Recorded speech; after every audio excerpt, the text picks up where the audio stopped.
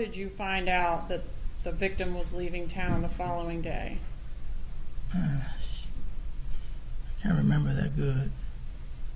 Was it from a blog? Objection, Your Honor. Leading. It's not leading, Your Honor. Was it from a blog? Yes, ma'am. Okay, what blog was that? The blonde was Wendi.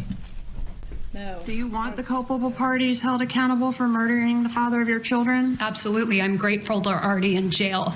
But not if it's your family. It's not my family. I mean, somebody hired them, right? Not necessarily. Somebody paid them. I learned something this morning. Yeah, me too. You didn't want them held accountable if it was your family members. Didn't you tell law enforcement that? That's not what I told law enforcement. What did you tell law enforcement? I told them that the person who did this should be held responsible and that I had nothing to do with it. Page 122, lines 7 through 12. If somebody tried to kill my ex-husband, they should be prosecuted to the full extent of the law.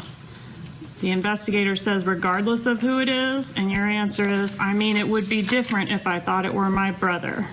But I don't think it was my family, is what I Different said. now, isn't it? No, it's not different. That's exactly different what I today, said isn't right it? here. No, that's not No right. further questions.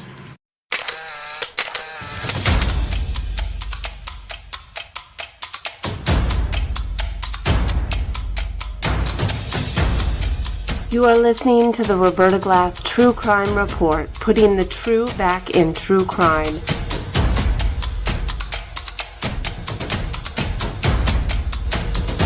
From New York City, Roberta Glass is now on the record.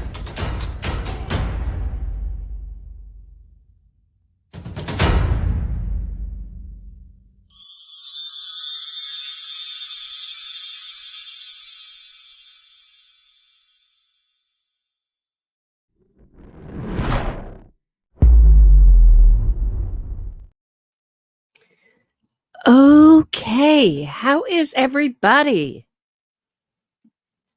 Wanted to talk to you today about a new filing from the state, meaning the state of Florida, against, well, really, they're sharing it with Donna Adelson's defense team. And it seems to be much of the evidence that they're handing over is evidence we haven't seen before, and it seems to relate to Wendi. Now, before I disappoint everybody, unless I worked on the defense team or for the state, I won't get to see this. We won't get to see this till the trial. But they did list what it was, so we don't know the contents of it. Very frustrating, or at least for me, frustrating. But I wanted to show, and I wanted to thank Patty's Playhouse for bringing this to my attention. So this is what was handed over by the state of Florida. And it says, comes now, the state of Florida. So if you don't know, the state has to hand over all the evidence that they might use. Doesn't mean that they're going to use it in the trial against Donna Adelson. So it says, comes now the state of Florida by and through the undersigned assistant state's attorney and files this amended answer to demand for discovery. The state's answer to demand for discovery is amended to include the following: a WhatsApp chat between, they write Dr. Harvey. I assume they mean Dr. Harvey Adelson, unless there's a Dr. Harvey involved in this case that I'm not involved, meaning last name Harvey, and Scott Radius. So Scott Radius is the gentleman, he owns nightclubs.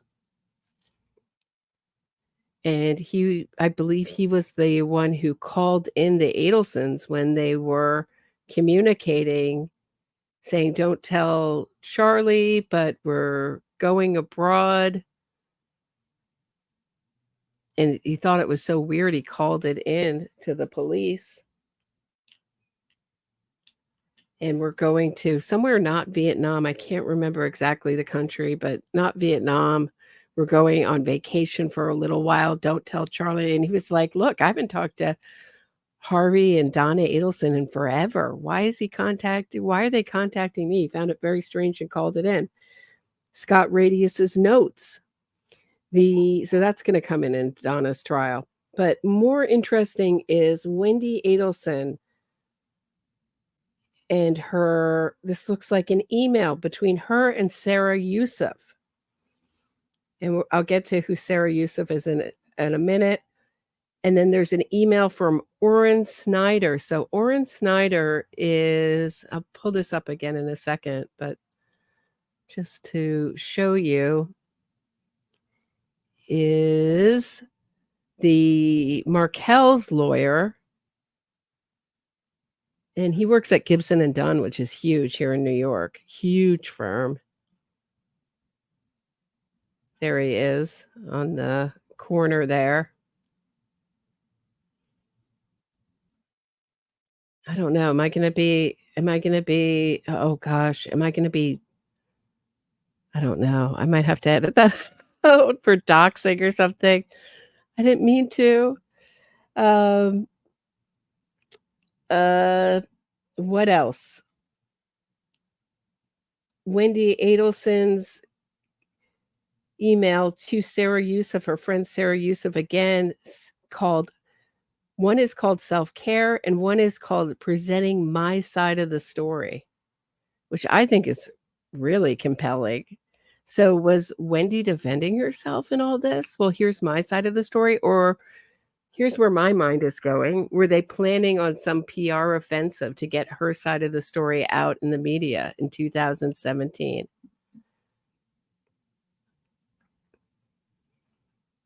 Or was she just privately, this is what the things I'm wondering, privately telling her friend, hey, this is my side of the story of all this. I didn't know any of this was going to happen. If my brother was involved, I didn't know anything about it. They all did this as a gift for me. And I just happened to drive by the crime scene, et cetera, et cetera. Sarah Youssef went to law school with Wendi Adelson in Miami. And their text messages, Sarah Youssef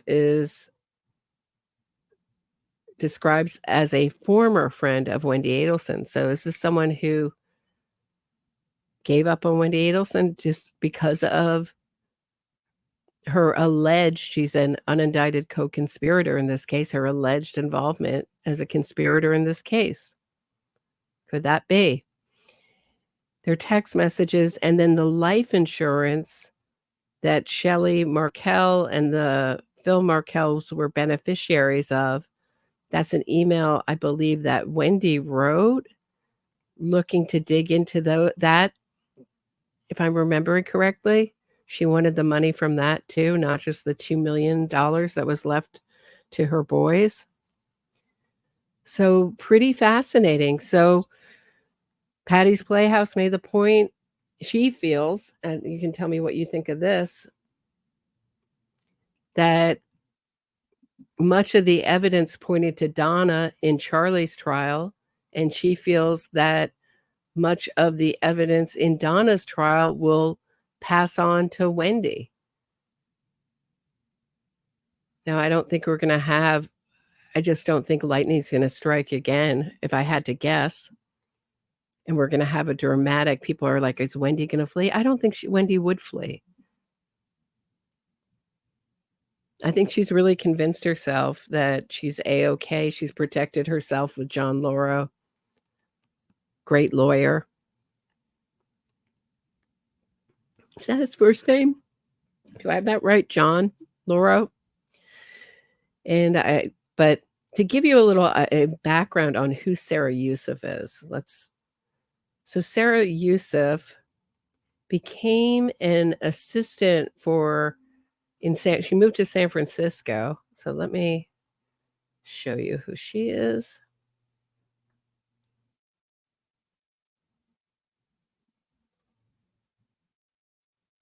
She was, I believe this is she, managing editor appeal at she spent 13 years as an assistant public defender in Miami before joining the Justice Collaborative. as an assistant public defender. Sarah served as a line attorney, a felony and juvenile trainer, and a senior attorney. So anytime I hear the Justice Collaborative, these are the kind of people who are basically working for the convicted and the accused and trying to really limit their punishments or get them out of prison. And it's exactly the kind of thing I find so distasteful, to say the least, in our criminal justice system. And she also worked for Chesa Boudin, who is the son of Kathy Boudin, who's now passed on. But they were Weather Underground domestic terrorists, the Weather Underground radical movement that bombed domestically. They even bombed themselves in New York City, Greenwich Townhouse, by accident, making bombs. They were led by Bill Ayers, who Barack Obama's first fundraiser was held in his house. There were allegations that Bill Ayers wrote. So just to share who he is. So David Gilbert, they did this Brinks robbery to get Joanne Chismard, who goes by the name of Sada Shakur, who's Tupac Shakur's godmother. She eventually did escape from prison and fled to Cuba and was on the FBI's most wanted list. So they were trying to raise money to get her out of prison by robbing a bank, and they killed multiple people in that Brinks robbery. And so David Gilbert was eventually pardoned or given a sweetheart deal by Cuomo. Kathy Boudin got out on parole herself and then went on to teach at the Columbia University. Why am I telling you all this? Well, you got to know the background. So Chesa Boudin got himself elected as the DA of San Francisco. Okay. I tell you, I have a point. Sometimes it takes me a little while, but I do have a point. Got himself elected. Hold on. I'm trying to find what I'm looking for here.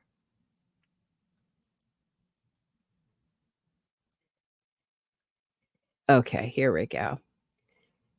And two prosecutors. It was such a disaster that crime was skyrocketing. It's what you see a lot with these Soros-backed. Chesa Boudin was backed by Soros money. Prosecutors, these soft on crime prosecutors, that they don't prosecute anyone and crime rises to crazy levels that even San Francisco prosecutors were quitting before he got recalled. And in this article, we go down to, I won't read you the whole thing because it's not really relevant, but I had to give you a little of the background. District Attorney Office responds to allegations. And there is Sarah Youssef. District Attorney Boudin has made it his priority to promote public safety for the people of San Francisco. That's totally not what he did. So this gives you an idea of who Sarah Youssef is. I shared with you her friend Jane, who came in on her police interview, and her profile on social media. It was very much like a social justice warrior type. Sarah Youssef, her former friend, very much the same. Youssef underscored Boudin's efforts to protect San Franciscans. What Boudin did was totally protect criminals and the accused and the convicted criminals. It was a nightmare. By expanding services and support for crime victims, they did none of that. None of that. Pursuing meaningful accountability to address harms. This is Sarah Youssef's statement for Chesa Boudin.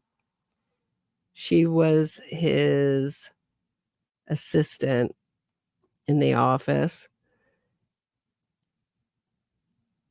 Pursuing meaningful accountability to address harms and by addressing the root cause of crimes, including by fighting for public health solutions to prevent crime from occurring.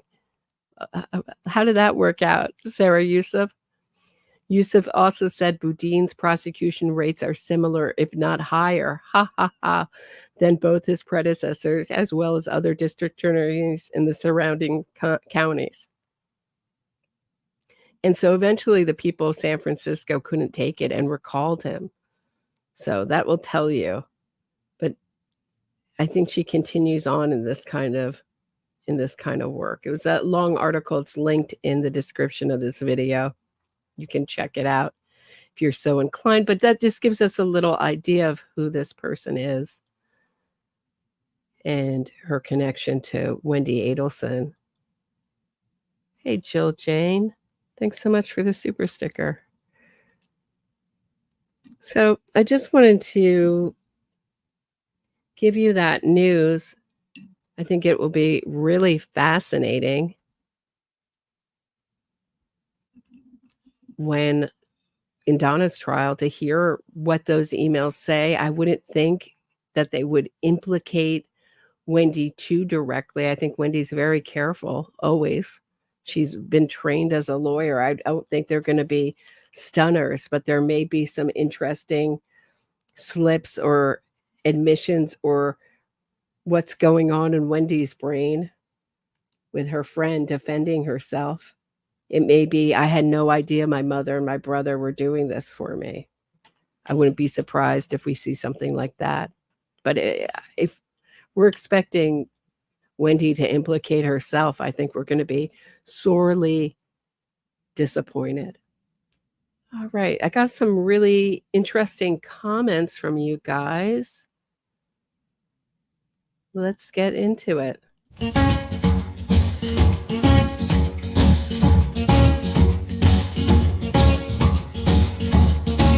We got your comments. We got your comments. You had something to say.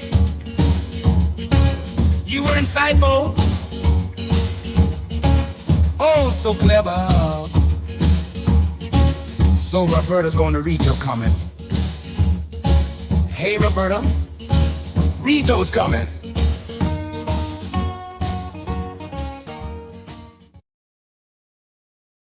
Okay. Oliver left a comment last time we talked about the Adelson crime drama.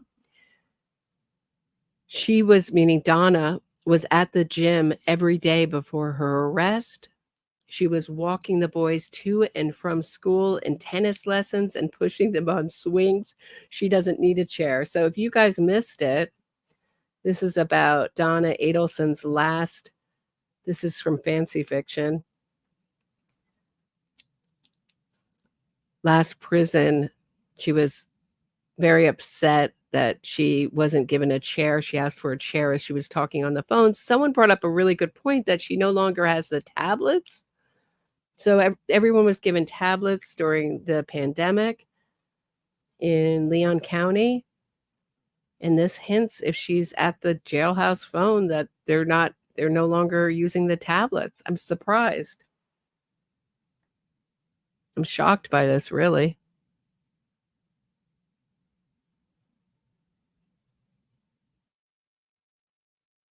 So she asked for a chair while she used the phone for 8 minutes, as Fancy Fiction pointed out. And they told her it was going to be unfair. And this is one of many diva moves Donna has had in prison, from the spork. She had Dean Walker says, remember the fight she had over her spork? She wanted a spork while she was under watch. Dean Walker, 7216, says, Dan, this is Dan Rashbaum talking to Charlie Adelson on the stand. What did you like about Katie? Charlie says, she also graduated from UCF. Yada, yada.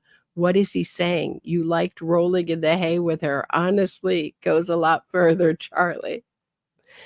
Thank you. That made me laugh. Dean Walker. DRTACP says, I think honestly that this was never about the two grandchildren. Those boys were used as pawns. This whole thing was about Wendi getting their princess daughter back to South Miami.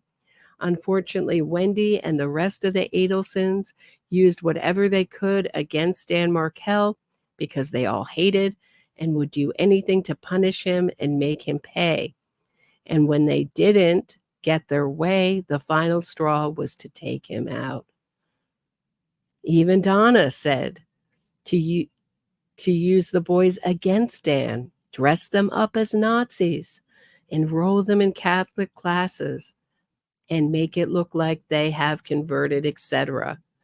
My only hope is that these two boys at some time would find out the truth about this family and what they did to their father and why, but they most likely will never know the truth. I feel for those two boys. Yeah, I'm not so sure. I think their curiosity might get the best of them, especially if Donna gets convicted. They're getting to the age where you get really curious about these things. Will they ever break away from this family entirely? I don't know. It's all they've ever known. These bonds are deep. So hard to say. But I hope they have some relationship with the Markel family. So that is the big news. Last time we were watching the Wendi Adelson interrogation or police interview. It's really not an interrogation. It's more like a police interview. I thought that we could watch the rest of that or some of it together where we left off, since this seems to be turning to Wendi. And this is the only time we ever really heard Wendi talk about this spontaneously in her own words.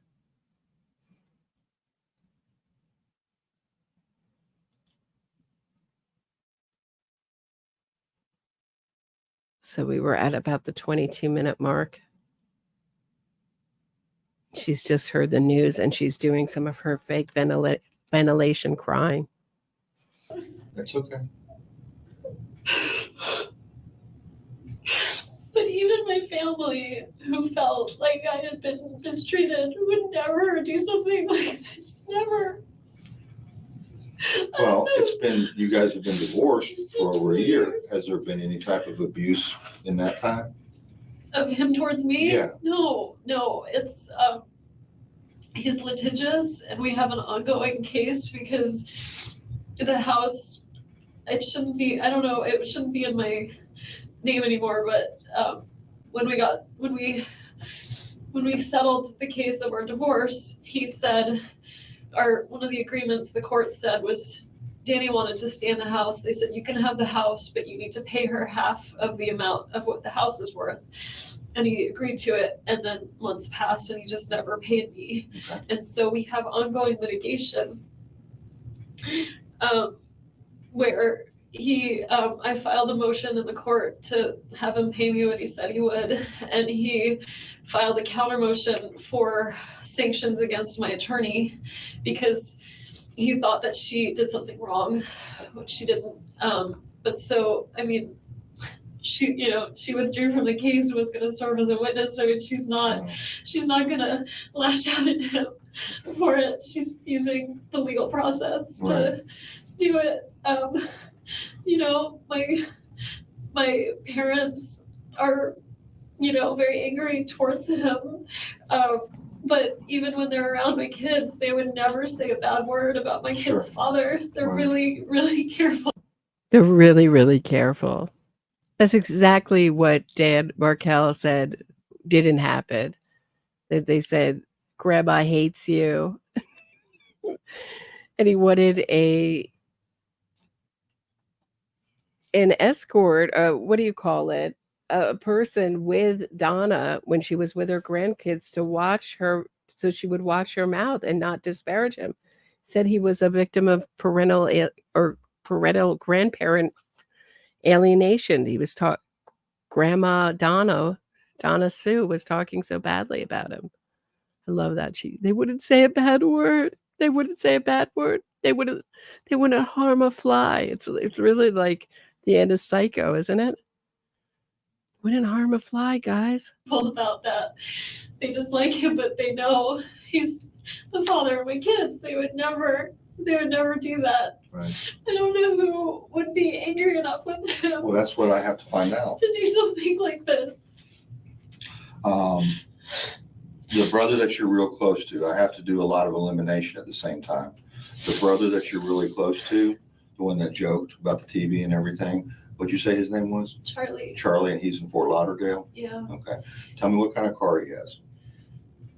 He has like 5 cars. Can't tell me all of He them. drives I think one of them is an unmarked police car. Oh, really? He's a bit of a character. Okay. So I don't know what he's driving at the time. Right. But I'll tell you, he's a periodontist, and he has this practice where he works from early in the morning till late at night. So if you ever wanted to find his whereabouts, he's working all day long until early in the morning till late at night, always driving to a different office, working. Oh, he goes to different offices? Yeah, he works in different offices all over South Florida, does implants for people, and he works really hard all the time. He has a girlfriend, so he's pretty much accounted for all the time. Charlie, is that his first name? Charlie's his first name. Not Charles? I think Charles is his legal name. No one calls him that. What's his last name? Adelson. What's his middle? J-A-Y. Same spelling, Adelson. Yeah. Okay. Oh my god. What? What? Oh my gosh. What? I can't believe this is happening. Okay, all right. Let me go get the form for the phone. Do I need to be read my Miranda rights or something if you're gonna look at my phone? I can read your Miranda. That's what she's thinking about, her Miranda rights. I get that she was trained as a lawyer, but really? Your ex-husband, the father of your children, has been murdered, and you're thinking about your Miranda rights? About your phone and handing over your phone? I can't believe this is happening. I'm totally prepared for this. We've been planning this for months. I've been planning this moment for months. I've been working on my big acting debut. My mother says I'm a very good actress when I want to be. Oh, law. It gets worse and worse the more you watch it. That's all I can say about this. Let me know how you're feeling. Miranda, if you want to hear I don't that. know, I'm just trying to make sure. I have no reason at this point to suspect you in this incident. I wouldn't want you to violate my rights and maybe have a loophole for me to not be a suspect in this case because I'm so innocent. Okay. I couldn't tell from the way you were talking to me in the car if I was a suspect. Well, no, the reason was I didn't want to get into everything until we got up here. Is he still in the hospital? He's at the hospital, yes. Yes. And he's alone. Yes.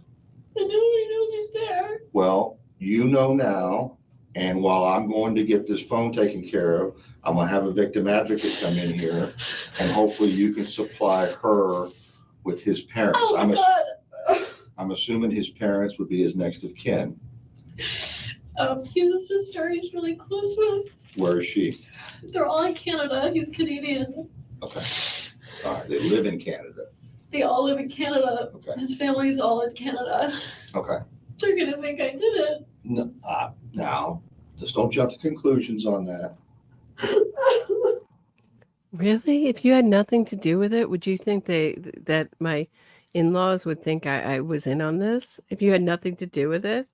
Wouldn't you say like, oh, the truth's going to come out and they'll see that I had nothing to do with this when the suspects are going to get arrested? Well, yeah, they're going to think you did it. That's very telling. They're going to think I did it. Because if the suspects were arrested, meaning the shooter, Sigfredo and Louise, it went right back to her.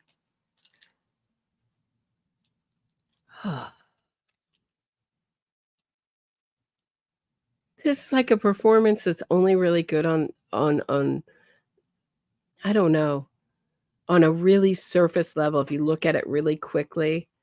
I know we've had, what is her name? Janine Driver, the behavioral analyst, said that Wendi Adelson's palms were up. I mean, it's like true crime is filled with tons of these kind of people, these kind of grifty people, like behavioral analysis, people who say they've worked at the FBI or have worked at the FBI, but in total, but never in homicide, never in really areas. And then the people that really work on these cases, when they retire, they never want to talk about it, like detectives. I would love to have a really long discussion with a detective who worked on some of these cases. Very few of them want to talk about their work. They're done with it. It's so intense and all consuming. When they retire, they just want to walk away from it. But we have tons of these people, behavioral body language experts, YouTube lawyers in general, grifty lawyers in general. I mean, just true crime is rife with frauds and con men. Oh my God, I can't believe this is happening. All right, let me go get the form for the phone, okay?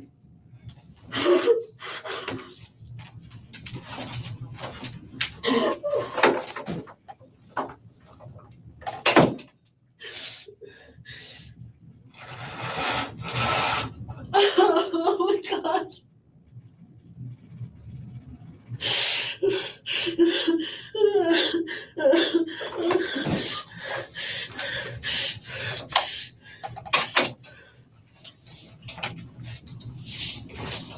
Sorry, you okay? Yeah.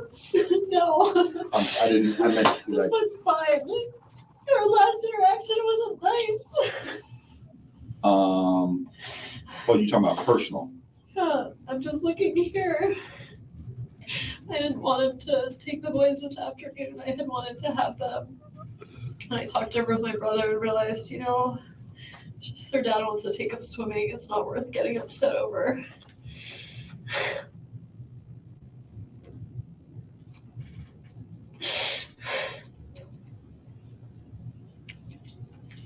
He sent me that message at 9:15 this morning.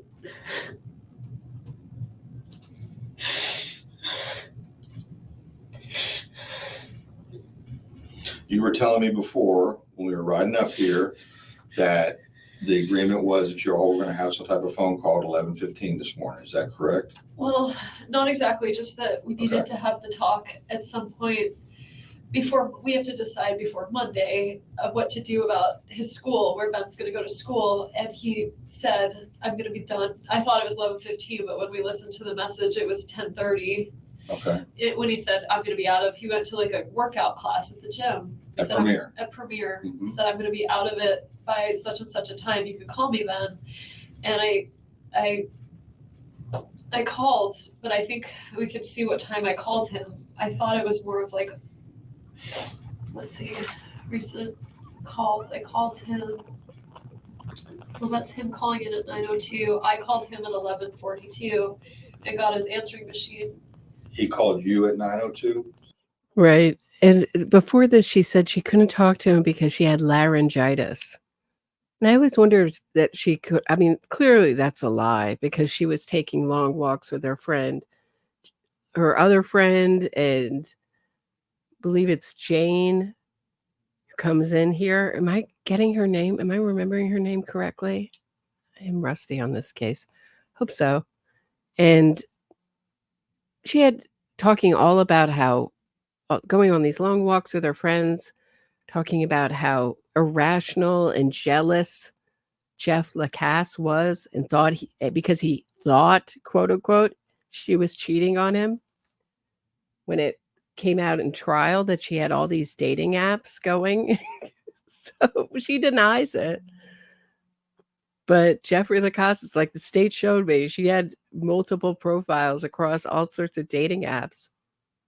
And I always think of Wendi, in my view, this is just my view as a psychopath.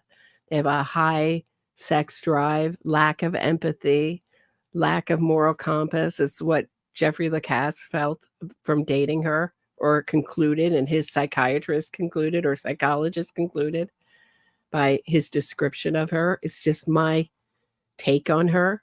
And the whole family is very psychopathic. There just seems to be a stunning lack of empathy through everyone but Robert in this family.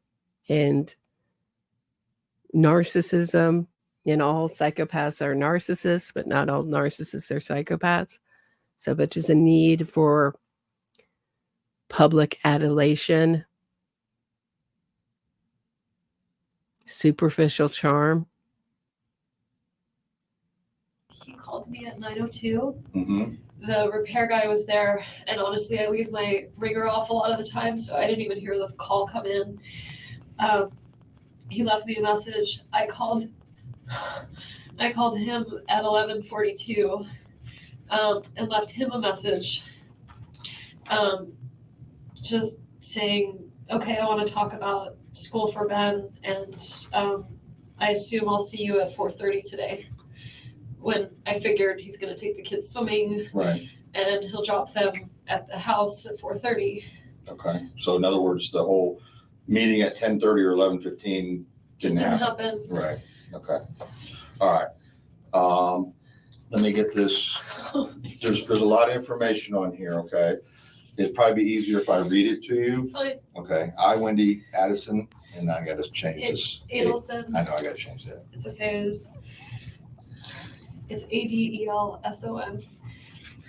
Actually, it's spelled right. I said it wrong. Adelson. Do hereby authorize.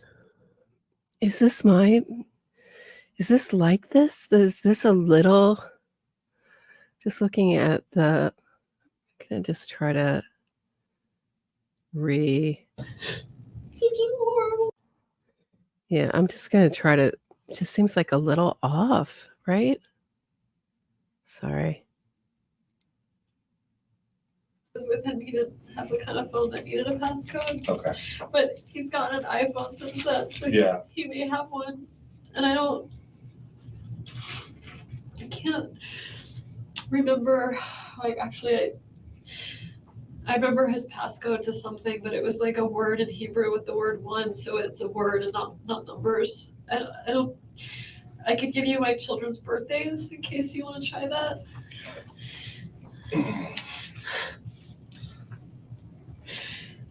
I really have no idea what it would be.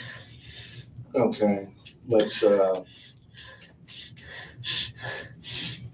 ahead with the children's birthdays. So Ben is 7/29, so it could be like 0. I mean, what stands out for me in this is just her incredible ability to talk.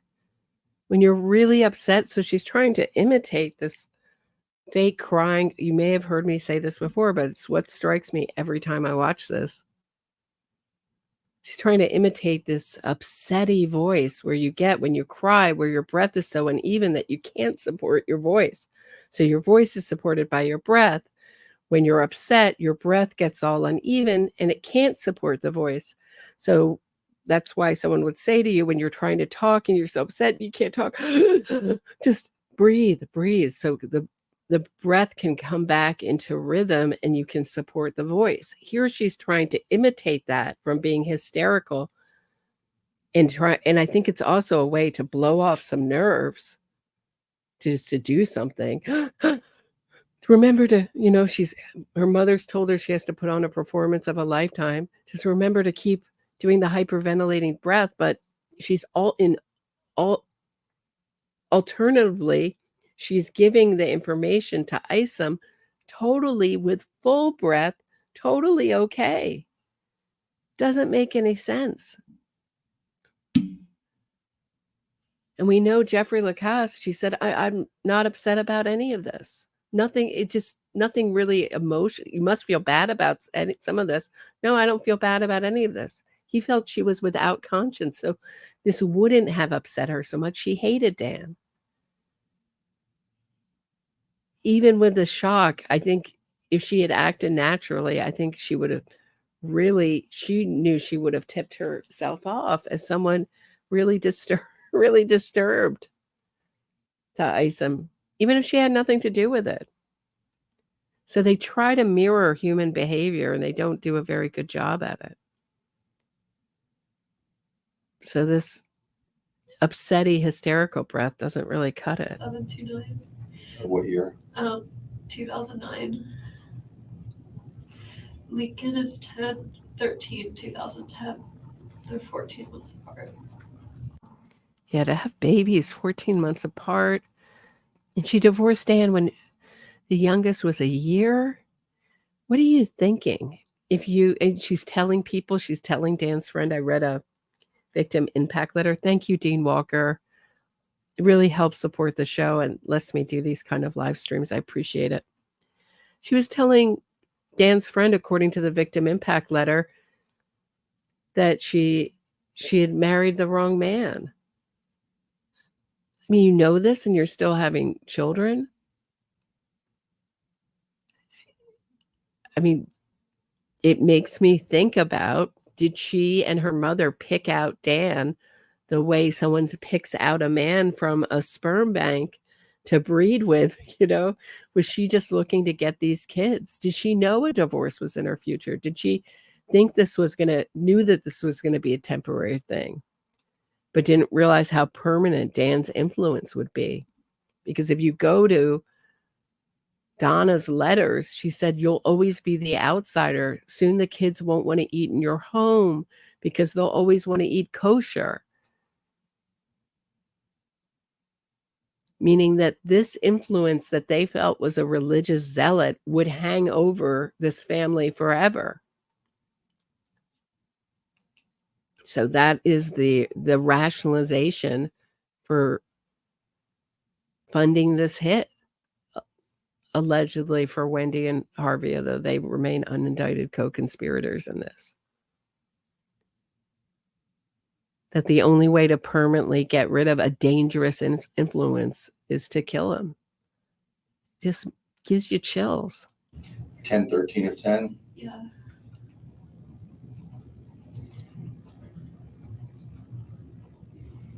I was complaining about him at the lunch.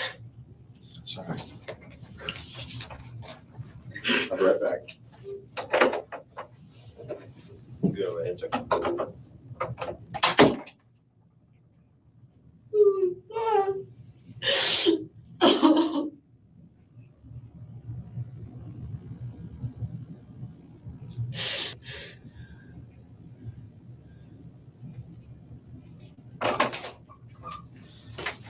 Okay, they're going to take your phone, they're going to hook it up to a machine, download the information. It doesn't take a whole lot unless you got a lot of stuff on there. I don't know what's on there. I have to use the bathroom. Okay, no problem. Is there? Yep. Is it close by? Yeah, it's real close by. Okay, you can leave your stuff there. It's not going anywhere, and otherwise put you right around the corner here. Okay. Okay. Do you want some water after that? Okay.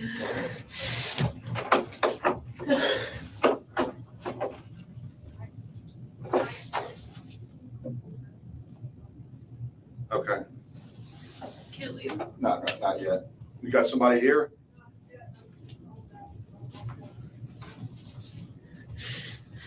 Seriously? Okay, I'll hold it. Sorry. It's okay. We just have to eliminate everything. Okay, you know what she's saying, right? I'm assuming I'm a suspect. I can't. No, you're not a suspect. I don't consider you a suspect. I asked you to come up here. You came up here voluntarily. I'm not Reggie Miranda. You are not under arrest. You are. I assume I'm a suspect. So she was prepared right away to be a suspect. In fact, another video, I think from Law and Crime or Court TV, is called, I don't know, Wendi Adelson, or wife of murdered FSU professor, asked if she's a suspect. But that's what they got from this, is their constant asking it whether she was a suspect or not. The closest thing to family that I have to Daniel right now. Okay. You are. I'm so sad for. I So was thinking about something else. He told me that he comes we have week on, week off, but on Wednesdays we do an overnight. Right. And he told me that he might have some work up in New York and he might not be back in time for the Wednesday overnight. So there's no way that he did this because he had all kinds of plans like for next week that were. You're saying he would not hurt himself? No. Okay, all right. It wasn't him. Okay. He has no reason to hurt himself or anything like that? No, I mean, I can see you being really sad when we first got divorced. Right. But now he's got Amy and he loves those boys. Okay. And things were really good for him. There's no way he did this to himself. Okay. I believe you. Which really scares me because it means there's someone out there that's willing to do this to him, and I'm scared for the kids. Okay. I understand And they're at school right now, and I want to. There's an officer at the school. Okay. The kids are fine. Okay. Okay, there's no. I don't know how I'm gonna tell them. Well, we're gonna help you with that. Okay. But here's what I have to do right now, and I'm just trying. I want to get this down, Pat. I know you don't have your phone to refer to, Okay. but that's okay. You'll have all that information. Right, because I'll check that against what you tell me. Okay. Your last phone your last personal contact, in other words, in person with Daniel was when? He goes by Danny. Danny, okay. No one calls him Daniel. Yes, I don't know him, so I'm sorry. I'm just telling you Danny. so that it just feels really impersonal. My last face-to-face contact with him. Wow. It feels really impersonal. Don't call him Daniel. Call him Danny. Feels really impersonal when you're talking about the ex-husband who I just complained about at lunch. I mean, she's so good at playing the victim. It feels really impersonal when you just describe him as Daniel. Get really personal with me as you're telling me about how someone just murdered him. I mean, did you get how crazy this is? All right, I'm going to take a quick break. When I get back from the break, more of Wendi Adelson's police interview. Don't go anywhere. Be back right back.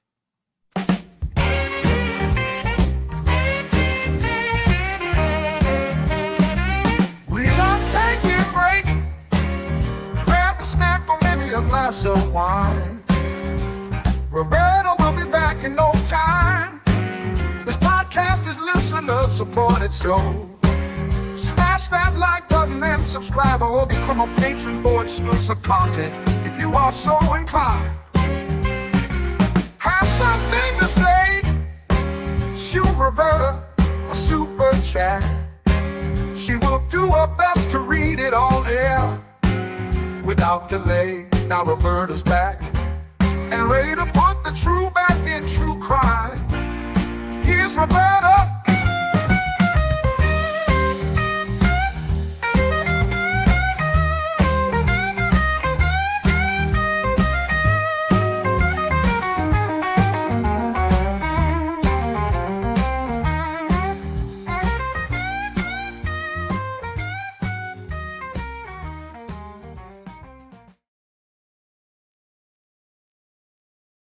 Okay, we're back. If you're just tuning in, we're watching Wendi Adelson's police interview after the murder of Dan Markell, FSU professor and beloved father, son, and colleague.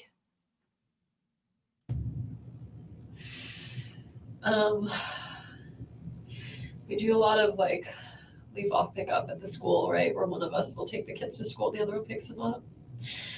When was the last time I saw him? I definitely saw him when I picked the kids up. I feel like there's something since then, but that would have been. No, I'm on the way. I'm not familiar with the. Okay, I'll get Annie because she wanted it before. Yeah. And that was that morning I drove down, so that was June 30th, Okay. whatever that Monday morning was that we drove down to Miami. I saw him, I met Amy. Then we did a lot of Skype, we'd Skype every day while I was gone. But that's not in person. I came back I came back with my parents. We drove back all together. And then that Friday, which would have been last Friday, a week from today. So if today's the 18th, it was Friday the 11th. That's my other brother's birthday. And I would have seen him, but I had been with the kids for like 12 days straight. And I was getting really sad at the idea of drop off of Danny coming to pick him up. And so my folks said, you know what, why don't you just, so at about 4:45, I just went over to a friend's house. I didn't see him that day. And then he had the kids and I got some sort of laryngitis and I was alone all weekend. So that was Saturday, Sunday. And then this week, I missed the kids. So I visited them at school on Monday and Tuesday. They were staying with Danny? They were with Danny that whole time, but Danny and I had started on days when we really missed the kids. We'd go have like lunch with them or breakfast with them. So I went and had lunch with them or read them a story. I saw them Monday, I saw them Tuesday. Wednesday was my overnight. And so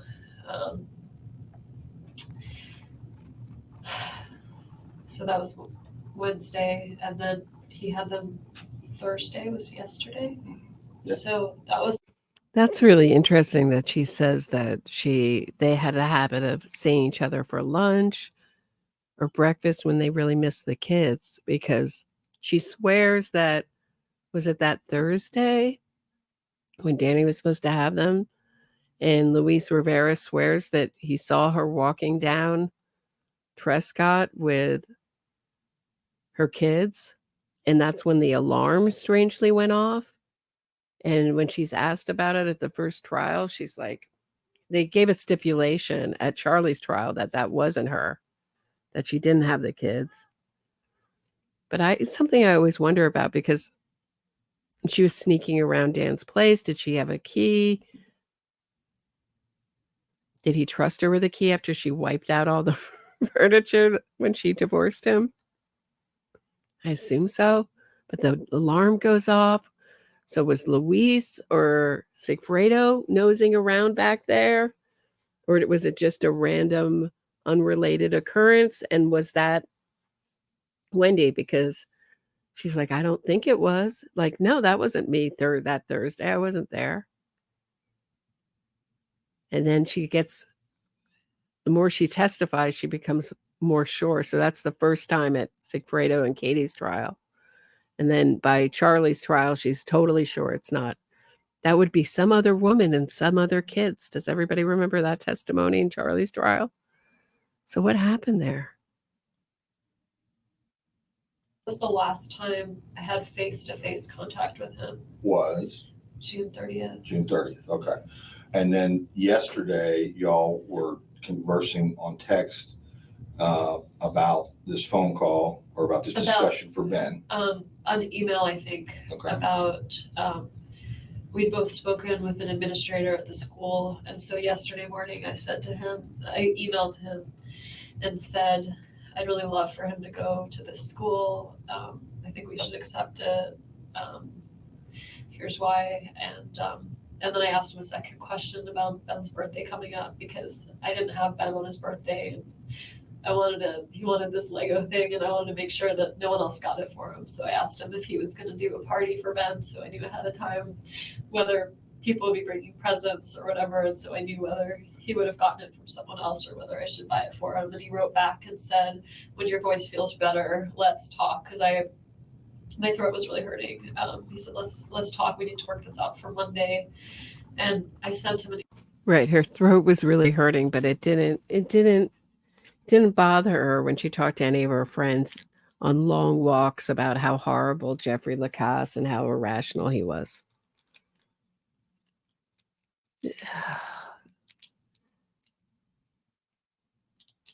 You know, I always think back to that podcast she made where she says, Danny said that I was the only one who knew what a bad person I really was. And I think in some ways, he might have been right about that. I think she fooled a lot of people.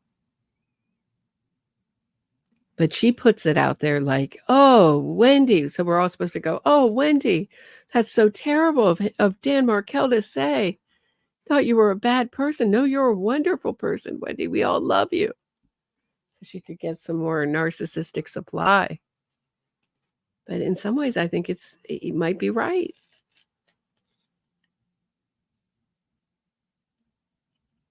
She fooled a lot of people. Her voice is bad. She can't talk. Her voice is so bad. Give me a break. She's putting it off because she probably didn't want to look him in the eye when she knew what was going to happen to him or hear his voice. Just communicate at a distance herself from it. Email, you'll see it sometime this morning while I was home working on my paper that said, okay, I'm ready to talk whenever you are. I don't know what time I sent it, but if I called him at 11:40, it was either before I called him, because I thought normally he would have called. Okay.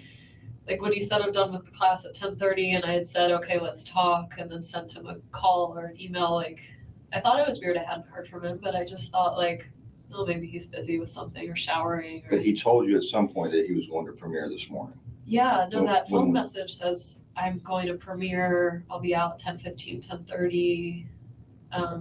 And so you can call me after that. When did you receive that phone message? Maybe after the repair guy left. So maybe at like, this morning, like at 11-ish or something. Okay. All right. So you're at your house with the repairman. He leaves. You go back to working on your papers. And then you leave your house around noon, drive down. Trescott's blocked. You turn around. You go back around on Benton. And then you go There's a tree. Right. Pardon? I thought it was like a tree that fell down or something. Right. So. I didn't even think like that's the house. I saw a few houses blocked off and I just thought it was a tree. I just thought they were doing CPR on a tree. I thought like maybe a house was blocked off. I didn't know. I mean, this is craziness. Wait, hold on. Let me go back to where we were. I don't know if this video is a little bit out of sync or if I've made it out of sync, but hopefully maybe it'll get back on track. Noon, drive down. Trescott's blocked. You turn around. You go back around on Benton. And then you go There's a tree. Right. Pardon? I thought it was like a tree that fell down or something. Right. So. I didn't even think like that's the house. I saw a few houses blocked off and I just. Whose house did she think it was? She lived there. I didn't think it was the house. I didn't think it was that house.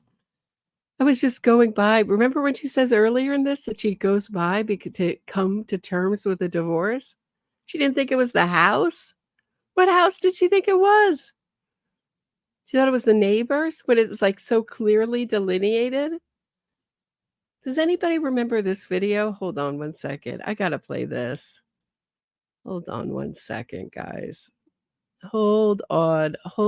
You guys got to see this video by Gibbers. Hold on one second. I will get back to this. Does anybody remember this video? Oh. If you're just tuning in, we're watching Wendi Adelson's police interview after the murder of FSU law professor Dan Markel. I'm sorry, I'm wasting time. No, you're not wasting my time. I think I asked you before, you don't have a number for Amy. You do not have a contact number for her. But you know she's a professor at NYU. Yeah. You know that her and Danny have been seeing each other and that she stayed here from the end of June to the 1st of July. Just at least 2 days maybe. Yeah. And she met the children. Yeah, she met a few friends in town too. And you don't know anything about her ex. No, I know she was married. Right. And she has children. She has a son. In New York. Okay. She's a son. I think he's 14. Okay. Do you know how old Amy is? She's 50. She's 50? Yeah. She doesn't look 50. She's very beautiful. She is, not that you can't be beautiful at 50, but she looks really young. She's very pretty and accomplished. And You know her date of birth? I only know. This is Amy Adler, the sister of designer Jonathan Adler.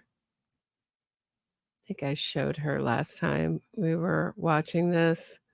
She is very beautiful and very accomplished and comes from very successful, teaches at NYU. She's a lawyer, but teaches about law in relation to art. Here, let me just share this tab so you guys can get a sense of how she looks. She definitely does not look her age at all. She's even older here, but she teaches at NYU around art, and her brother, Jonathan Adler, is a famous designer, married to Simon. I pronounced his last name wrong, as I always have such a problem with names.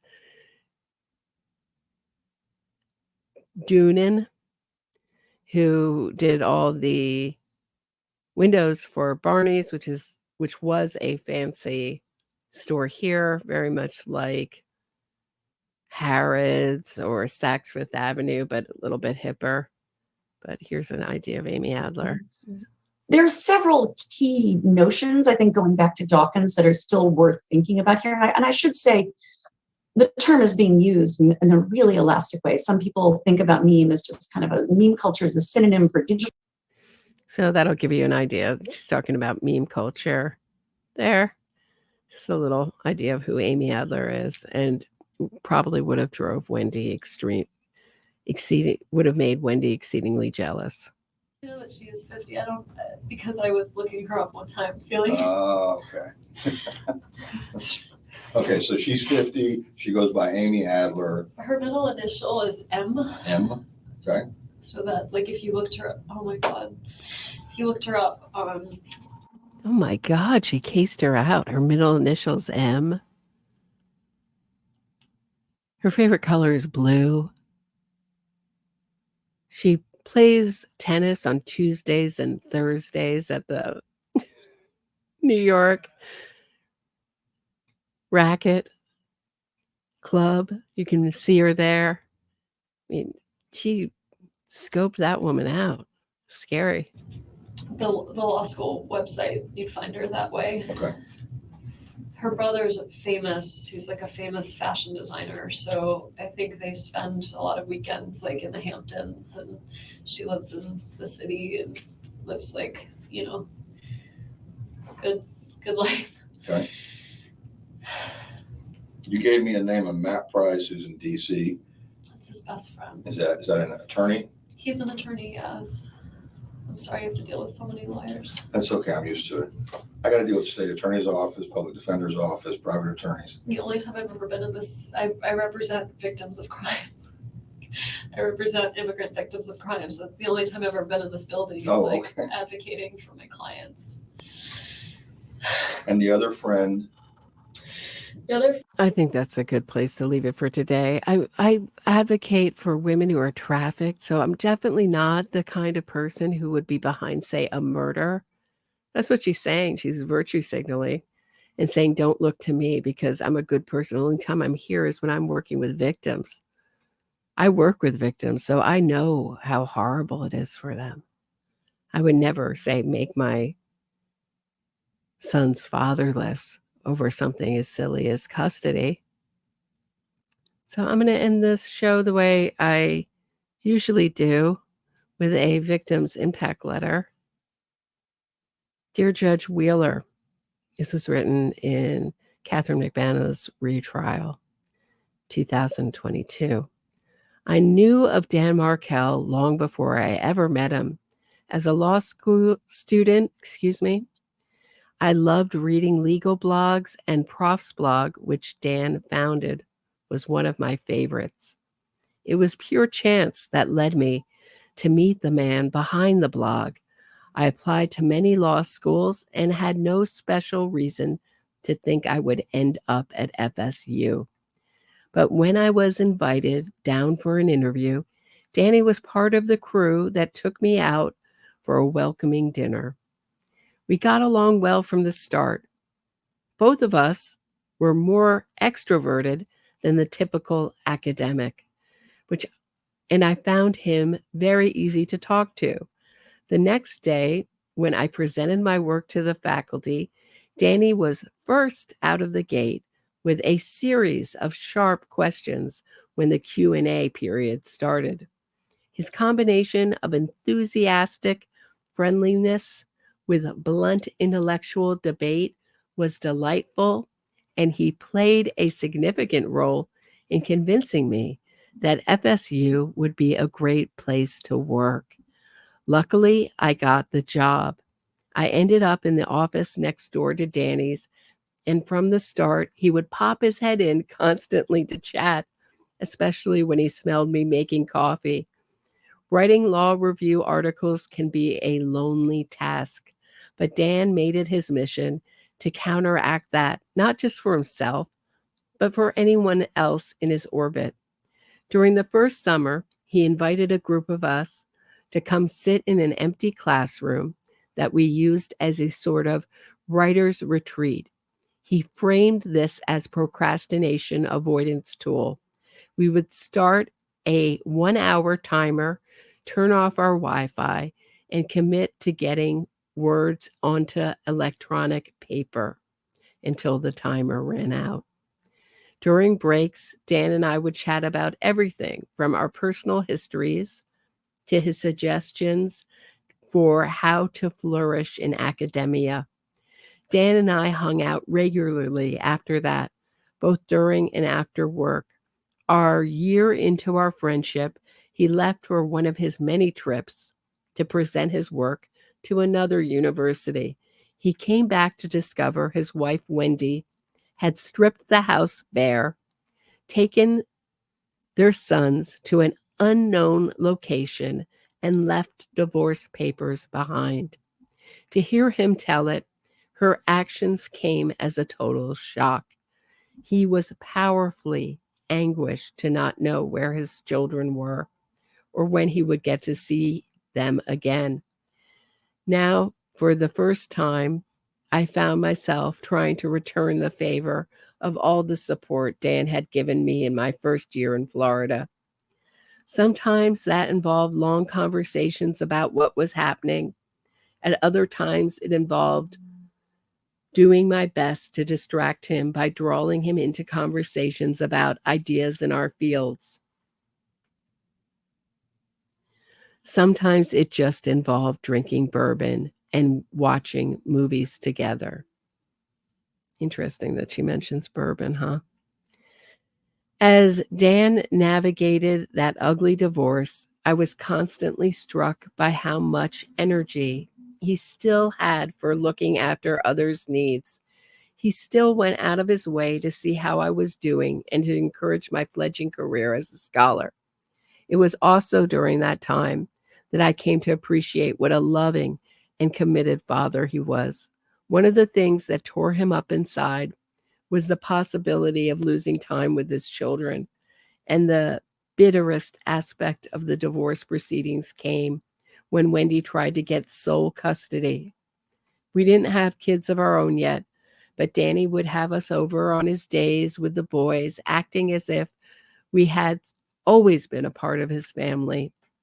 I was struck by the intense love he showed for them, and his automatic assumption that anyone who met them would love them just as much. I've made friends with other people at work, but Danny was by far the quickest to ask me to read stories to his kids. Many of my favorite memories of Dan came from his last year of life. I remember his nervousness during the prospect of trying to find someone new after his previous relationship had ended so badly, and then the way he slowly seemed to come alive again as he found a new girlfriend. I remember his excitement about a new paper he was working on, in which he was exploring whether the modern resurgence of Discretionary sentencing had undermined fundamental principles of equality and justice in the criminal process. I had a heart attack that year, and I remember how he showered us with company and food as I was recovering, refusing to take no for an answer. I remember the last time we talked, laughing over beers on a warm summer evening as we chatted about work, kids, relationships, and many other things. I also remember the last time I saw him alive. I learned that Danny had been shot in the head on a Friday evening, and I rushed with my wife to the hospital. A friend told us that he was not expected to recover. His head was so thoroughly wrapped in bandages that his face was completely hidden, with just a bit of his hair poking out from the side. I held his hand, and I wept for my friend. I could not understand how someone could take him from this world, from his friends, and most of all, from his children. Danny devoted his professional life to trying to understand the concept of justice. To the very bottom of my heart, I hope that his killers receive that justice. Emily Spotswood.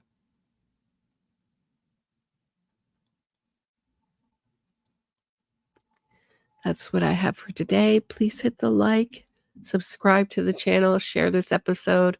I'll be back tomorrow at 6 p.m. Eastern with another true crime episode. Have a great night, everybody.